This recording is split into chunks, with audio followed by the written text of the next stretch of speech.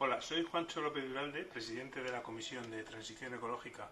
en el Congreso de los Diputados, y el próximo jueves 16 a las 7 de la tarde vamos a estar en Donosti hablando de cambio climático. Este verano ha sido un verano especialmente dramático debido a la cantidad de eventos meteorológicos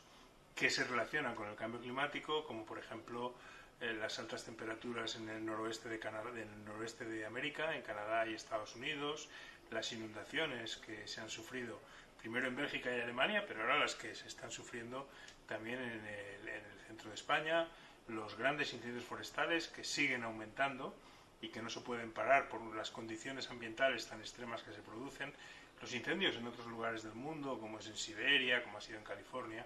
En definitiva, el cambio climático es una cuestión que preocupa y preocupa mucho. Aquí, en el Congreso de los Diputados, hace ya unas semanas, unos meses, aprobamos la Ley de Cambio Climático, y sobre esa Ley de Cambio Climático, qué significa, qué supone, cómo ha sido el proceso de elaboración, qué han hecho los diferentes partidos políticos con respecto a esas propuestas, vamos a hablar el jueves en Donosti. Así que no faltes, será en el Museo de San Telmo y seguro que es un tema que te interesará porque es de la máxima actualidad.